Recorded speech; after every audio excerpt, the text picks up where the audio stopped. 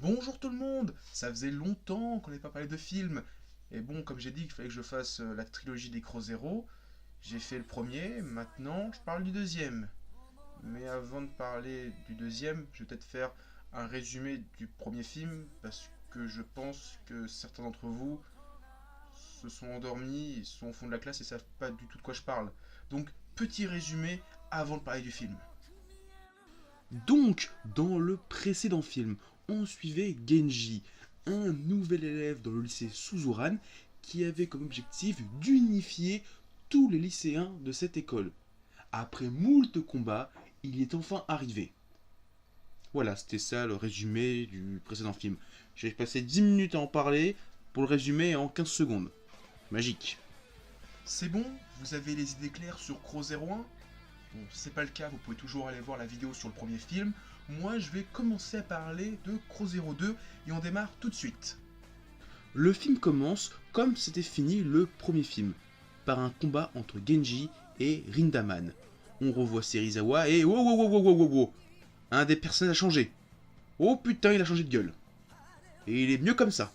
On passe ensuite à une prison où un détenu est libéré et va se reposer devant une tombe et ça lui provoque un flashback. On apprend alors la raison de sa détention. Il a tué quelqu'un. Et là, plein de mecs en blanc, les potes du mec tué par le prisonnier, débarquent et coursent le prisonnier. Cours, Poufias, cours! Le fuyard finit sa course devant Serizawa et là, bataille de regards. Et c'est alors que Genji arrive et fout la merde. Désormais, C'est la guerre! La guerre entre Suzuran et Osen, entre les noirs et les blancs. C'est pas du tout raciste, mais quand même un petit peu. et ensuite petite musique qui en parallèle nous retrace la bataille où le prisonnier a tué l'ancien chef des élèves d'Osen. Et j'adore énormément le passage où la musique s'arrête et on voit le meurtre. C'est juste waouh. Après ça, Genji apprend la raison de la paix entre Osen et Suzuran.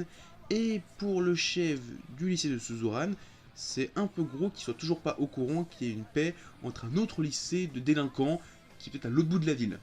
À nouveau un petit flashback et cette fois sur Ken, le pote Yakuza de Genji qui est soi-disant mort dans le précédent film. Allez voir le film, vous allez mieux comprendre pourquoi. Le prisonnier vient chercher du boulot auprès de l'ancien patron de Ken, qui est un Yakuza, et celui-ci l'envoie chier. Et au passage, il lui dit d'aller sur la tombe de Ken. En parallèle à tout ça, on a un petit conseil de classe d'Osen, où on voit l'actuel chef de l'école, Narumi, qu'on avait vu durant le flashback. La réunion se conclut par on va attaquer Suzuran. Et putain, dans le groupe de Osen, il y a un mec avec un parapluie. Vous le sentez, le mec hyper cheaté qui va être super bourrin? Moi, je le sens là. Comme ça, là, je le sens. Et arrive alors un boulet. Vous vous souvenez de lui? On l'avait vu dans le premier film, il s'était fait casser la gueule et après on l'avait plus revu. Bah vous inquiétez pas, dans ce film là on va le revoir. Beaucoup, trop, souvent. Et juste après, on nous présente le petit frère de l'ancien chef, donc le mec mort dans le générique, qui a une bonne petite réputation dans le coin. Et qui pourrait être un super adversaire dans le film, mais il va servir à rien.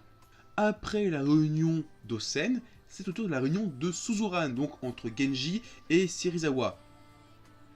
Parce que, faut pas se le cacher, en face, c'est la merde, c'est Osen. Retour à Osen, et on rencontre enfin Tatsuya, le petit frère du mec mort, qui ne veut pas venger son frère et se barre. Voilà, point. Retour sur l'intrigue du prisonnier qui retrouve Ken, qui est devenu mécano dans une ville portuaire. Ils discutent et on découvre pourquoi le prisonnier a planté le chef d'Osen. Enfin, l'ancien chef d'Osen. Parce que l'actuel, il est encore en vie. Passons maintenant à Makise et d'autres membres de la bande de Genji qui font du racolage. Et c'est alors que Makise a un coup de fil de sa copine. Oh mon dieu, il a une copine lui? Et il a toujours des problèmes dans son pantalon. Ça change pas au moins. Le racolage est là pour réunir plus d'hommes dans le groupe GPS, le groupe de Genji, et Izaki en profite pour recruter le petit trio qui était plutôt stylé qu'on avait vu dans le premier film. Et pour consolider le groupe GPS, les jumeaux qui étaient dans le groupe de Serizawa rejoignent le groupe de Genji, ce qui va consolider un petit peu ce groupe. On retrouve Makise qui fait des convulsions à cause d'une capote goût banane. Waouh! Et après ces petites convulsions, Makise prépare un petit plan pour pécho sa copine. Et c'est juste ridicule. C'est magnifique. Franchement, faut en prendre de la graine, c'est les meilleurs plans pour pécho. Et c'est alors que débarque une bande de chauves. Ils sont sûrement là pour un concours de cosplay, genre concours de cosplay Krillin ou Saitama. Pire que ça, Osen contre-attaque. Après tous ces petits combats qu'on a à droite à gauche entre Osen et Suzuran, on assiste à la déchéance de Suzuran, vaincu. Non, il reste Makise, toujours debout. Et alors Narumi, le chef d'Osen, débarque pour l'empêcher de se faire poignarder par le petit gars qu'on avait vu à Suzuran. Et là, c'est maintenant la défaite de Suzuran, qui s'est fait botter le cul. Ça, on peut le dire. Alors, au passage, toute cette scène me rappelle une scène du premier film, quand les lieutenants de Serizawa viennent casser la gueule aux gars de Genji. Là, c'est plus ou moins la même chose, c'est les mecs de Osen qui viennent casser la gueule à tous les mecs de Suzuran. Alors, comme d'habitude, après la défaite, Genji fait son petit caca nerveux, il va bouder pour revenir plus fort. Entre-temps, Izaki défie Serizawa pour nous montrer un petit combat qui est plutôt sympathique. Retour sur le prisonnier, oui je vais l'appeler comme ça durant toute la vidéo parce que j'ai pas envie de m'amuser à retenir son nom alors qu'il sert à rien et que son intrigue ne sert à rien pour le film. Le prisonnier qui veut devenir un yakuza, mais le parrain de la famille refuse. Les autres membres du clan lui proposent alors de tuer le chef du clan rival, à savoir le papa de Genji, notre héros. Et là encore, ça nous rappelle fortement le premier film où Ken devait tuer le père de Genji. C'est un gros parallélisme entre les deux premiers films, c'est vraiment cool. Et en parlant du papa de Genji, celui-ci lui fait une petite leçon de morale. Et de baston. Il lui dit qu'il faut mettre de l'amour dans ses poings, un petit peu comme Garp. Eh oui, Garp l'a dit à Luffy. Le plus puissant des points, c'est le point de l'amour. Oh yeah. Et oh putain, les chefs de Suzuran et d'Osen se rencontrent, et ça sent la baston. Eh ben non. Et là, bim, le père de Genji se fait tirer dessus. Mais comment je l'avais juste pas vu venir? Mais alors, genre pas du tout. Waouh, je suis choqué. Waouh, je sais pas quoi dire. C'était trop pas du tout prévisible. Mais miracle, il survit. Et Ken, qui était en mode peinard en train de boire une bière, apprend la nouvelle à la radio et quitte sa vie de mécano pour retrouver le prisonnier.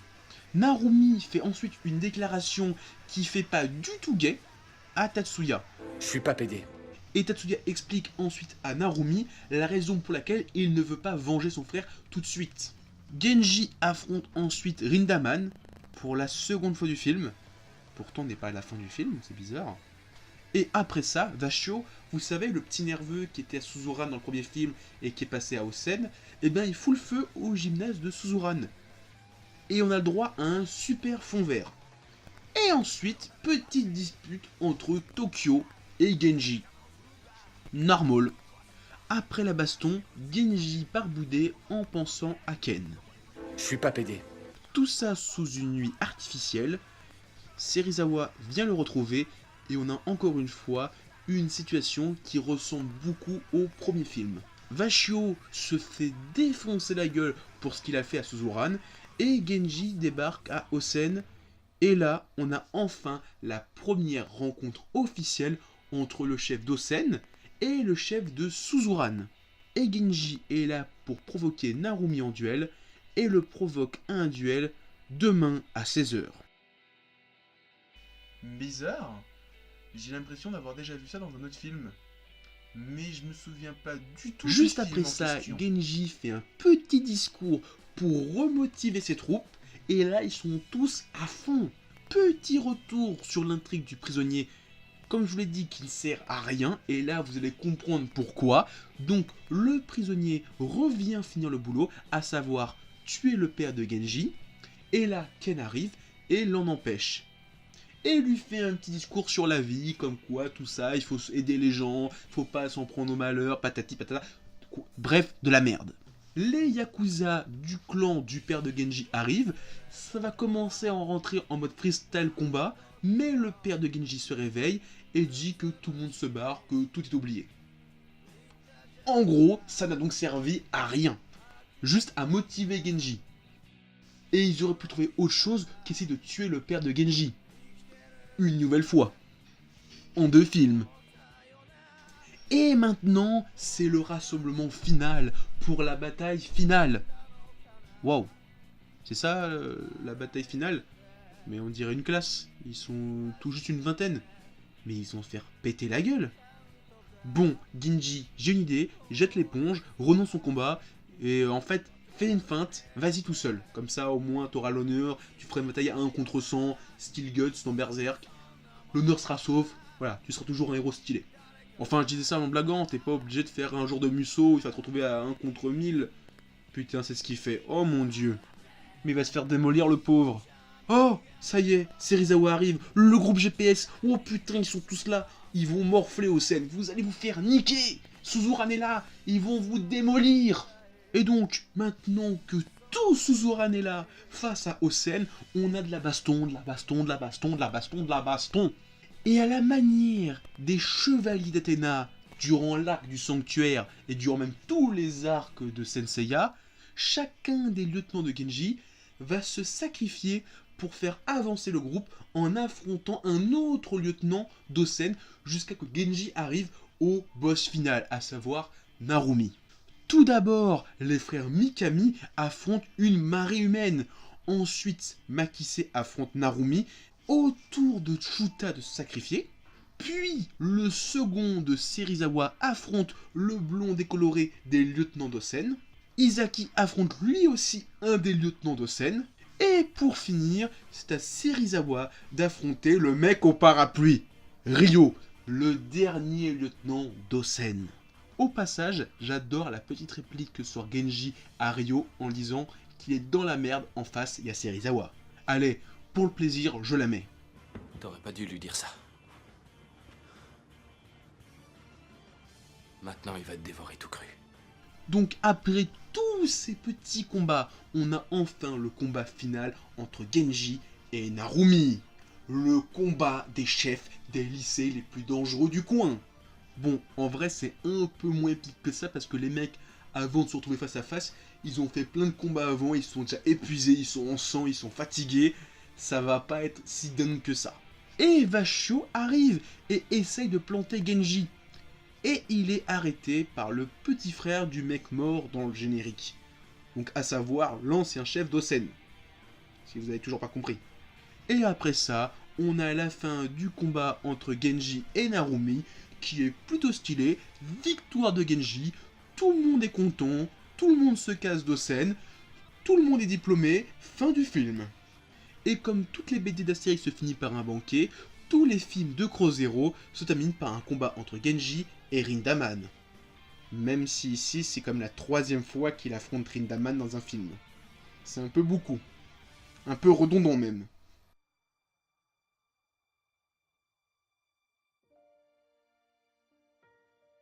Et en conclusion, qu'est-ce que j'ai pensé du film? Bah, c'est un bon film. Si vous aimez le genre Furio, ça va être votre cam. Après, en tant que film en lui-même, bon, c'est un film japonais déjà, au niveau des effets spéciaux, ça vole pas très haut. Et au niveau du scénar, ben, comme un Furio, ça vole pas très haut non plus. Pareil pour le scénario, il ressemble beaucoup à celui du premier film. Bon, c'est plus une bataille entre Genji et Serizawa qui veulent contrôler leur lycée, c'est une bataille entre Suzuran et Osen, 2 lycées qui veulent s'affronter pour contrôler le quartier. Mais sinon, la thématique reste la même, c'est vraiment une bataille de gang, il y a pas mal de choses qui se ressemblent, des scènes qui se ressemblent, des situations qui se ressemblent, des événements qui se ressemblent. En même temps, c'est comme un Furio, hein, c'est juste un niveau au-dessus, donc est-ce qu'on peut lui reprocher ça au film? Il essaie juste d'adapter le genre Furio au cinéma, et il le réussit plutôt bien. Et là où le film retranscrit les bonnes choses du Furio, il retranscrit aussi les très mauvaises choses, à savoir déjà les personnages qui n'ont aucun background. Honnêtement, tous les lieutenants d'Osen, bah on sait rien d'eux. Ils ont aucun background, on sait rien. Juste que c'est des racailles qui veulent taper Suzuran. Point. Bon, il y a Ryo qui est un tout petit peu développé, mais c'est tout. Les autres, ils ont rien. Et c'est vraiment dommage. Pour moi, le gros point noir du film, c'est tous les événements avec Ken. Ils servent à rien. Franchement, tout ce qu'il fait avec le prisonnier, ça n'apporte rien à la trame principale de l'histoire. Juste, ça fait des ricochets. Par exemple, avoir tué le père de Genji, bah ça fait un ricochet par rapport à Genji. Mais on aurait pu avoir d'autres événements qui auraient reproduit la même chose. Finalement, ça aurait pu être un Yakuza du clan de Ken qui aurait tué le père de Genji. Pourquoi mettre ce prisonnier? Pourquoi mettre Ken? Point, voilà, je sais pas, ça sert à rien. Et ça entache vraiment le film parce que ben, ça rajoute des éléments, des événements qui complexifient l'histoire pour rien.